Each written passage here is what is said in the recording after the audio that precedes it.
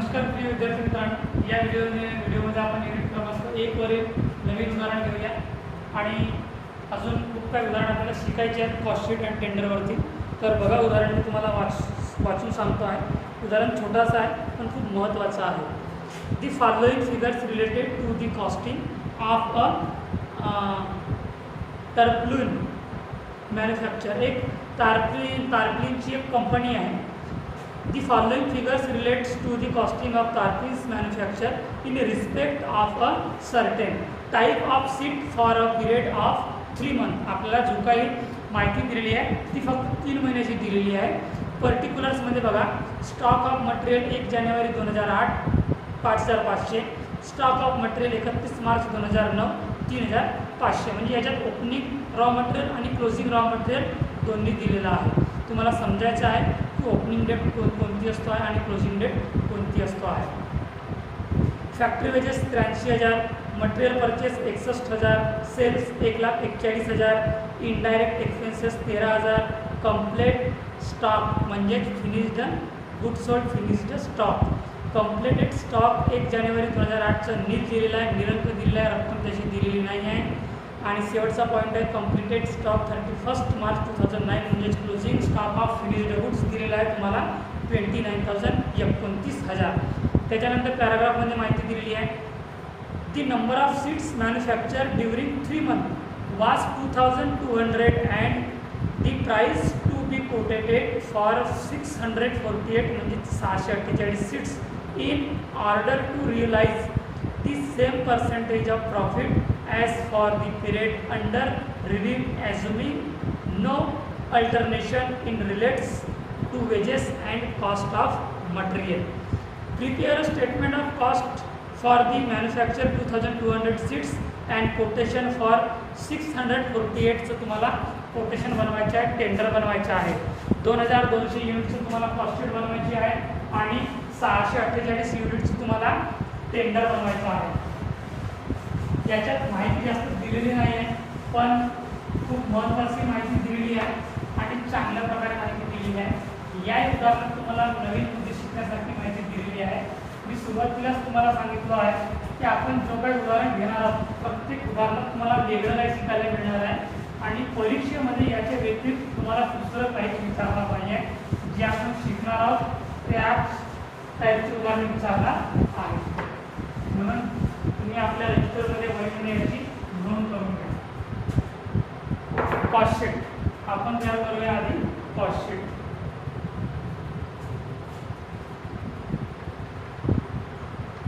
Cost sheet 2200 units दिलेल्या म्हणजे production unit 2200.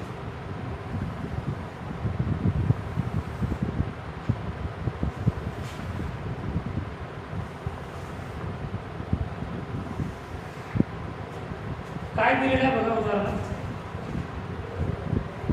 Raw material 1 जानेवारी 2008 म्हणजे opening stock of raw material. Opening stock of raw material.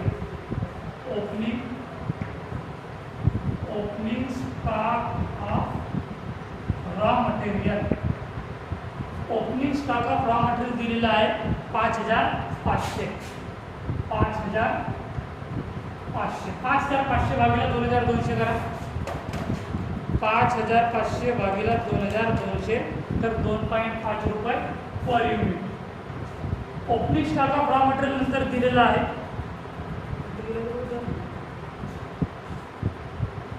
Opening stock of raw material नंतर दिलेला आहे बघा.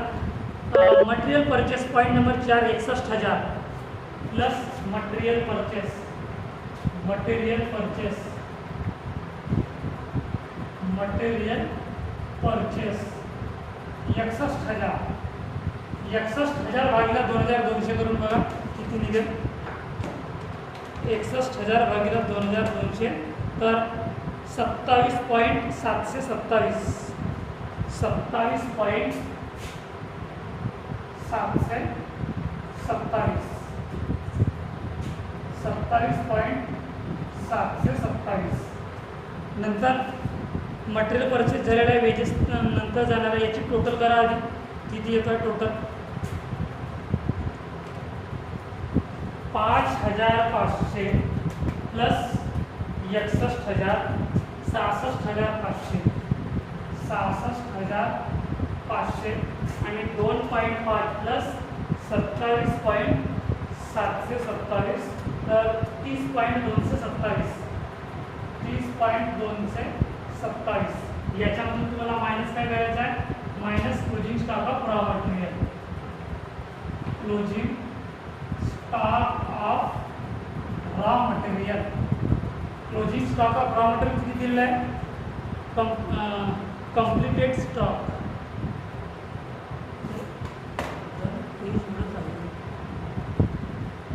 Stock of material 31 मार्च 2009 चा दिलेला 3,500 3,500 भागिले 2,200 तर 1.590 त्याच्यातून मायनस करा की 66,500 मायनस 3,500 तर 63,000 आणि 30.227 मायनस 30.227 मायनस 1.590 28.637 हा काय राहणार आहे कन्झ्युम्ड मटेरियल याच्यानंतर काय प्लस होईल factory wedges plus factory wedges किती दिलेलं आहे फॅक्टरी वेजेस आहे 83,000 83,000 म्हणजे 83,000 भागिले 2,200 तर 37.727 याची टोटल करा 63,000 प्लस 83,000 1,46,000 आणि 28.637 प्लस 37.727 66.364 काय राहणार आहे प्राइम कॉस्ट नंतर कोणतं point factory overhead plus factory overhead मध्ये काय दिलेलं आहे फॅक्टरी ओव्हरहेड मध्ये दिलेलं आहे इनडायरेक्ट एक्सपेन्सेस 13,000 इनडायरेक्ट एक्सपेन्सेस 13,000 म्हणजेच 13,000 भागिले 2,200 तर 5.909 आता याची टोटल करा 1,46,000 प्लस 13,000 1,59,000 आणि 66.364 प्लस 5.909 तर 72.273 हा काय राहणार आहे फॅक्टरी कॉस्ट किंवा वर्क कॉस्ट याच्यानंतर plus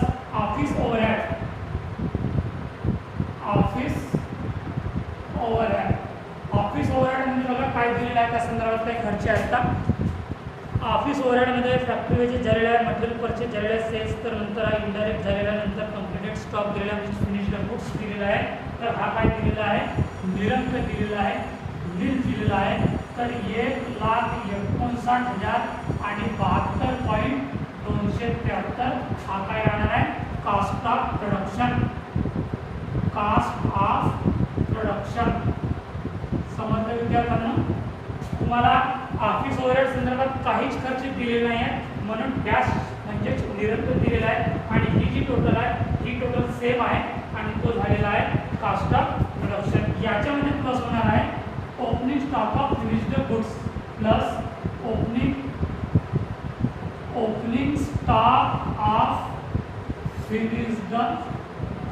opening stock of finished goods किती दिलेलं आहे opening stock of finished goods म्हणजे कंप्लीटेड स्टॉक इन ब्रॅकेट 1 जानेवारी 2008 नील आहे निरंक आहे म्हणजे हा सुद्धा निरंक आहे तर 1,59,000 आणि 72.273 याच्यामधून मायनस काय होणार आहे minus closing stock of finished goods minus closing stock of finished goods minus closing stock of finished goods. किती रक्कम दिलेली आहे क्लोजिंग स्टॉक ऑफ फिनिश्ड गुड्सची? 29,000. 29,000. 29,000 मायनस करा इथून. 1,59,000 मायनस 29,000 तर 1,30,000. 1,30,000 आणि 72.273. हा काय राहणार आहे? Cost of good sold. Cost of good sold. Cost of good sold. याच्यानंतर प्लस काय होणार आहे? Selling and distribution expenses. Selling and distribution. Selling and distribution expenses. Selling and distribution expenses काय दिलेलं आहे? सेलिंग अँड डिस्ट्रीब्युशन एक्सपेन्सेस संदर्भात फक्त cells दिलेला आहे, बाकी काय दिलेलं नाही आहे. म्हणजे याची माहिती आपल्याकडे नील आहे, निरंक आहे, माहिती अवेलेबल नाही आहे. म्हणजेच याची टोटल 1,30,000 आणि 72.273 काय राहणार आहे? Total cost. Total cost. Total cost नंतर कोणता पॉईंट येतो आपला? प्रॉफिट. प्रॉफिट. आता या उदाहरणात प्रॉफिट दिलेला आहे का? नाही. डायरेक्ट सेल्स दिलेला आहे 1,41,000. सेल्स दिलेला आहे म्हणून सेल्स 1,41,000. 1,41,000 भागीला 2,200. 1,41,000 भागीला 2,200 तर किती उरतील? 64.09. सेल्स किती आहे? 1,41,000. 1,41,000 आहे. तर प्रॉफिट काढण्याचा फॉर्म्युला आहे sales minus total cost. Sales किती आहे?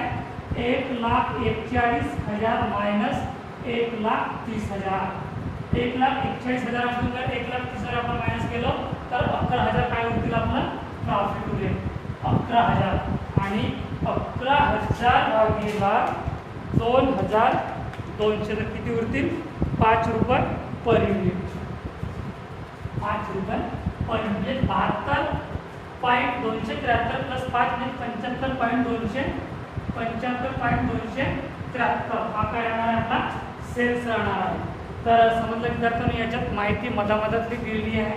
जसे की ऑफिस ओव्हरहेड संदर्भात काही आपल्याला खर्च दिलेले नाही आहे आणि ओपनिंग स्टॉक ऑफ फिनिश्ड गुड्सची माहिती दिलेली नाही आहे, पण मात्र क्लोजिंग स्टॉक ऑफ फिनिश्ड गुड्सची माहिती दिलेली आहे. त्याच प्रकारे सेलिंग अँड डिस्ट्रीब्युशनची माहिती दिलेली नाही आहे म्हणून निरंक दिलेला आहे. आपली जी पद्धत आहे किंवा ज्या पद्धतीने आपण सॉल्युशन करत आहे उदाहरण त्याच पद्धतीने आपल्याला सॉल्युशन करायचं आहे.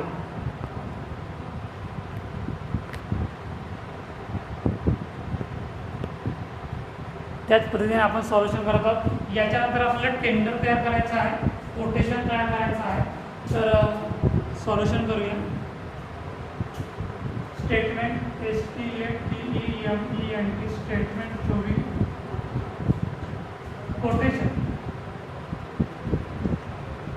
कोटेशन आहे 648 युनिटचं.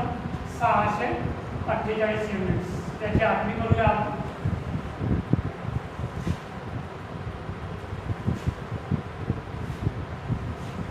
काय दिलेलं आहे उदाहरणात?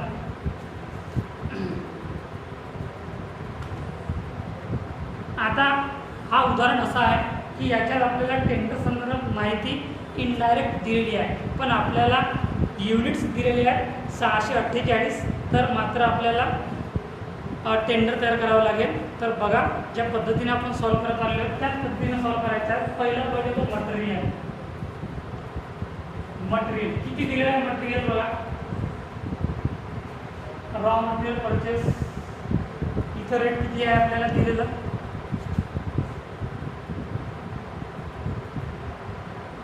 648 युनिट्स दिलेले आहेत, बरोबर आहे. आणि रॉ मटेरियलचा रेट किती निघालेला आहे? 28.637. हा जो कन्झ्युमर मटेरियल आहे तर ही मटेरियलची टोटल व्हॅल्यू मायनस प्लस करून याच्यानंतर जो काय निघेल तो प्राईम कॉस्ट निघेल. मटेरियल म्हणजे फक्त opening stock of raw material तुम्हाला घ्यायचं नाही आहे, तर मटेरियल म्हणजे जे काही इन्क्लुडेड आहे, म्हणजे परचेस मटेरियल जो दिलेला आहे, अजून आणखी काही खर्च दिलेले असतील पुढच्या उदाहरणात किंवा झालेले असतील असे. तर opening stock of raw material दिलेले आहे 5500, मटेरियल परचेस दिलेला आहे याची टोटल केलेली आहे, नंतर मायनस क्लोजिंग स्टॉक केलेला आहे आणि जो शिल्लक उरलेला आहे तो आपला काय आहे कन्झ्युम्ड मटेरियल 28.637. 28.637 गुणिला 648 जे हे युनिट्स आहे किती येणार आहे 28.637 28.637 गुणिला 648 तर 18,556. 18,556 म्हणजे 18,556 18,556 आणि पर युनिट किती राहणार आहे तुमचा 28.637 28.637. मटेरियल नंतर काय विचारलेलं आहे तुम्हाला वेजेस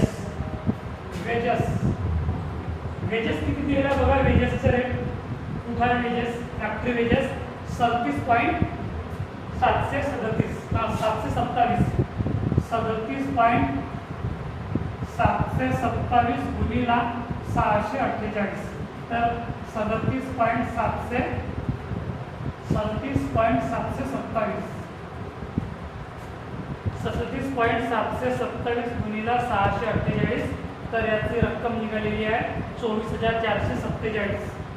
24,447 याची टोटल करा. 18,556 प्लस 24,447 टोटल आहे 43,003 आणि तिकडली टोटल किती राहणार आहे 28.637 प्लस 37.727 66.364 66.364 काय राहणार आहे हा प्राइम कॉस्ट. प्राइम कॉस्ट नंतर कोणता पॉईंट येतो आपला फॅक्टरी ओव्हरहेड. फॅक्टरी ओव्हरहेड संदर्भात काय दिलेलं आहे फॅक्टरी ओव्हरहेड संदर्भात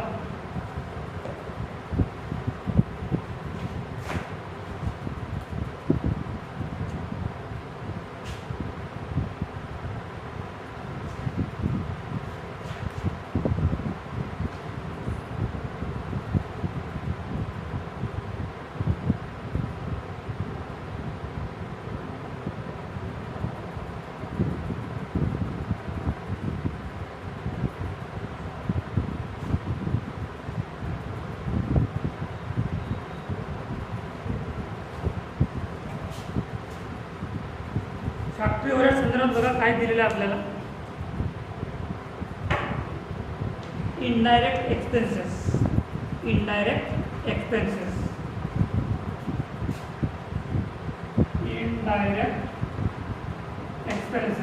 याच्या आधीचा जो आपला उदाहरण झालेला आहे त्या पद्धतीने बघूया किंवा दुसऱ्या पद्धतीने सुद्धा बघता येईल आपल्याला की इनडायरेक्ट एक्सपेन्सेस कशा प्रकारे सॉल्व करायचं आहे.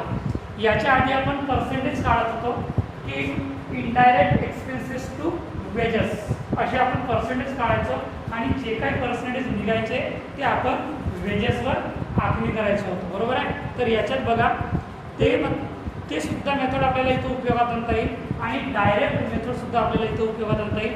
डायरेक्ट मेथड म्हणजे ज्या पद्धतीने आपण हा उदाहरण सॉल्व करतो त्या पद्धतीने इनडायरेक्ट एक्सपेन्सेस दिलेला आहे 5.909 दिलेला आहे तर 5.909 गुणिला 648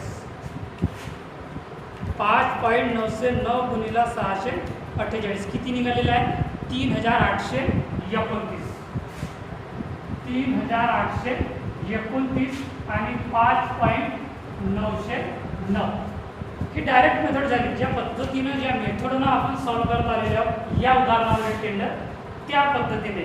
आणि जर आपल्याला पर्सेंटेजनुसार कॅल्क्युलेशन करायचं असेल तर त्या पर्सेंटेजनुसार सुद्धा कॅल्क्युलेशन करूया की इनडायरेक्ट एक्सपेन्सेस टू वेजेस 100. आता इनडायरेक्ट एक्सपेन्सेस किती दिलेला आहे 13,000 गुणिला 100 भागीला वेजेस. वेजेस किती आहे? 83,000. वेजेस किती दिलेला आहे? 83,000. सॉरी वेजेस नाही, सॉरी प्राईम कॉस्ट दिलेला आहे. प्राईम कॉस्ट घेऊ का, कारण की थोडंसं लक्षात नाही आलं आहे. Indirect expenses to prime cost, याच्यावर आपल्याला पर्सेंटेजची आखणी करायची आहे. डायरेक्ट मेथडने आपण जर कॅल्क्युलेशन करायला गेलो तर इनडायरेक्ट एक्सपेन्सेसचा रेट आहे 5.909. तोच रेट आपण इथं लावलेला की 5.909 गुणिले 648. आता आपण फॉर्म्युल्यानुसार कॅल्क्युलेशन करूया की पर्सेंटेज इथं लिहितो आहे मी.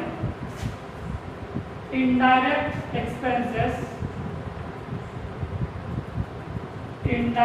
Expenses to prime cost. आता इनडायरेक्ट एक्सपेन्सेस किती आहे? 13,000. इनडायरेक्ट एक्सपेन्सेस किती आहे? 13,000. 13,000 भागीला प्राईम कॉस्ट किती आहे? 1,46,000. 1,46,000 गुणिला 100 करून बघा येते का? तर तेवढीच 3,829. 13,000 गुणिला 100 भागीला 1,46,000. 13,000 गुणिला 100 भागीला 1,46,000. किती पर्सेंटेज निघतो आहे आपला? 13,000 गुणिला 100 भागीला 1,46,000 किती निघालेला आहे? 8.904. 8.904 पर्सेंटेज निघालेला. आपण पर्सेंटेज कॅल्क्युलेशन करत आहोत, तर हाच पर्सेंटेज आपण याच्यावर कॅल्क्युलेशन करून बघा. 43,003 गुणिला 8.904 भागीला 100.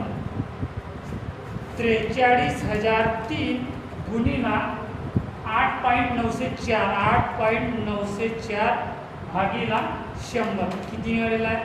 3,828.98 म्हणजे राऊंड फिगर 3,829 निघालेला आहे. तर 3,829. मी दोन्ही मेथड सांगतो विद्यार्थ्यांना. मी चांगली पद्धत आणि सोपी पद्धत तुम्हाला सांगतो आहे.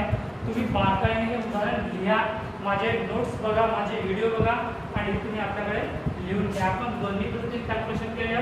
याही पद्धतीने डायरेक्ट पद्धतीने कॅल्क्युलेशन केलं तर रक्कम मात्र सारखी निघाली आणि फॉर्म्युल्यानुसार जर कॅल्क्युलेशन केलं तर रक्कम मात्र सारखी निघाली. आता याची टोटल करा.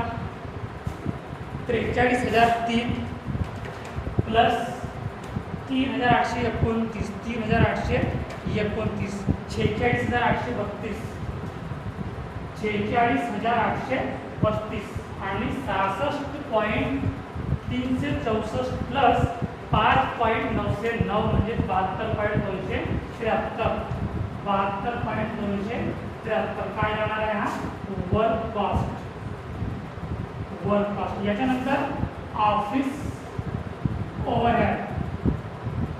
ऑफिस ओव्हरहेड संदर्भात बघा काय दिलेलं आहे. ऑफिस ओव्हरहेड संदर्भात इथे माहिती दिलेली नाही आहे, तर इथे माहिती राहणार नाही. 46,832 आणि 72.273. हा काय राहणार आहे? Cost of production. Cost of production. Cost of production नंतर काय येतो? शेवटचं point selling and distribution expenses. Selling and distribution expenses. याचा काही खर्च दिलेला आहे का? याचाही खर्च दिलेला नाही आहे, कारण कॉस्टशीटवर सेलिंग अँड डिस्ट्रीब्युशनची माहिती दिलेली नसल्यामुळे टेंडरवरील माहिती तीच निरंतर राहणार आहे आणि टोटल राहणार आहे 46,832 आणि 72.273. 72.273 काय राहणार आहे? Total caste. टोटल कास्ट नंतर पॉईंट होता आहे प्रॉफिट आणि प्रॉफिट नंतर सेल्स. आता बघूया उदाहरणात सेल्स दिला की प्रॉफिट दिलेला आहे. तर प्रॉफिट दिलेला आहे आपल्याला, तर प्रॉफिट काढण्यासाठी आधी आपल्याला पर्सेंटेजचा रेशो काढावा लागेल. आणि कारण टेंडर संदर्भात तुम्हाला प्रॉफिटही दिलेलं नाही आहे आणि सेल्ससुद्धा दिलेलं नाही आहे, पण आपल्याला कॉस्टशीटच्या आधारावर आधी पर्सेंटेज काढावं लागेल आणि नंतरच आपल्याला त्याचा रेट काढून प्रॉफिट काढावं लागेल. तर प्रॉफिट काढण्यासाठी फॉर्म्युला रेट ऑफ प्रॉफिट मी हे मिटवतो आहे आणि याच बाजूला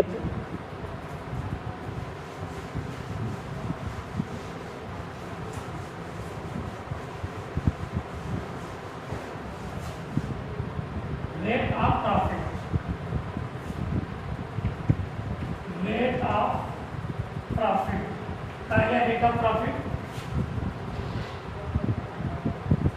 रेट ऑफ प्रॉफिट आपल्याला काढायचं आहे, कारण टेंडरसाठी आपल्याला प्रॉफिटचा रेट दिलेला नाही आहे आणि सेल्स सुद्धा दिलेला नाही आहे. तर फॉर्म्युला आहे प्रॉफिट गुणिला 100 भागिला सेल्स. कॉस्ट आपल्याला दिलेला आहे बघा, सेल्स दिलेला आहे 1,41,000 आणि प्रॉफिट दिलेला आहे 11,000. तर प्रॉफिट आहे 11,000 आणि सेल्स आहे 1,41,000. 1,41,000 गुणिला 100 किती निघेल? 11,000 गुणिला 100 भागिला 1,46,000. 7.53 7.53 हा काय निघाला आपला पर्सेंटेजचा रेट निघालेला आहे. आता या पर्सेंटेजच्या रेटच्या आधारावर आपल्याला काय काढावं लागेल? प्रॉफिट काढावं लागेल. तर याचा फॉर्म्युला तुमच्याकडे आहे की कोणतं फॉर्म्युला आहे? Total cost. टोटल कॉस्ट आहे 46,832. तर आपल्याला याच्यावर प्रॉफिट काढावं लागेल 46,832 गुणिला 7.53 भागिला 100 मधून 7.53 मायनस कराल तर 92.47 उरतील. 92.47. आता हे कसे येतील तुम्हाला माहिती आहे का? 100% आहेत टोटल आणि मायनस 7.53% मायनस कराल तर किती उरतील? 92.47. मी तुम्हाला प्रत्येक व्हिडिओमध्ये सांगतो आहे की जो रेट दिलेला असेल, विचारलं असेल तर तो 100 तुम्हाला मायनस करायचा आहे. आता या उदाहरणात तुम्हाला रेटही दिलेलं नाही आहे आणि प्रॉफिट किंवा सेल्स सुद्धा दिलेलं नाही आहे. तर कॉस्टशीटच्या आधारावर आपल्याला पर्सेंटेजचा रेट, प्रॉफिटचा रेट कॅल्क्युलेशन करावा लागला आणि तो म्हणजे प्रॉफिट गुणिला 100 भागिला सेल्स. कॉस्टशीटवरचं प्रॉफिट आहे 11,000 आणि कॉस्टशीटवरचं सेल्स आहे 1,41,000 गुणिला 100. याचा रेट निघालेला 7.53. हे जे 7.53 आहेत हे 100 आपल्याला मायनस करायचे. तर 100 आपण 7.53 मायनस केलो तर 92.47 शिल्लक होती. आता आपल्याला प्रॉफिट काढायचा आहे. तर टोटल कॉस्ट गुणिला rate of profit upon percentage. तर टोटल कॉस्ट आहे 46,832 गुणिला 7.53 भागिला 92.47. तर किती निघेल बघा? 46,832 गुणिला 7.53 भागिला 92.47. 3,855. 3,855. 3,855. आता याची टोटल करा. 3,855 भागिला 3,855 भागिला 648 तर 5.95. 5.95 हा तुमचा प्रॉफिट निघालेला आहे. आणि आता सेल्स काढायसाठी तुम्हाला काहीच अडचण निर्माण होणार नाही. 46,832 प्लस 3,855 तर 50,687. 50,687 आणि आता पर युनिटची टोटल करायची आहे तर 72.273 प्लस 5.95 तर 78.223 म्हणजे राऊंड फिगर 78. राऊंड फिगर 78 हा काय झालेला आहे? सेल्स. हा काय झालेला आहे? सेल्स. तर समजलं विद्यार्थ्यांना, आपण प्रत्येक उदाहरण वेगवेगळ्या टाईपचे घेत आहोत. प्रत्येक उदाहरणात तुम्हाला वेगवेगळे नवीन पॉईंट्स शिकायला मिळतील आणि त्या पद्धतीचे आपण सर्व उदाहरण शिकत आहोत आणि शिकणार आहोत. तर हा उदाहरण आपल्या इथे संपलेला आहे. जर या उदाहरणात तुम्हाला काही अडचणी असतील, काही कन्फ्युजन असेल तर तुम्ही मला ग्रुपवर विचारा किंवा पर्सनल फोन लावूनही विचारा. ठीक आहे. आणि ह्या उदाहरणात आपण इथेच संपूया. पुढच्या उदाहरण पुढच्या तासिकेमध्ये घेऊया. इथेच थांबूया. धन्यवाद.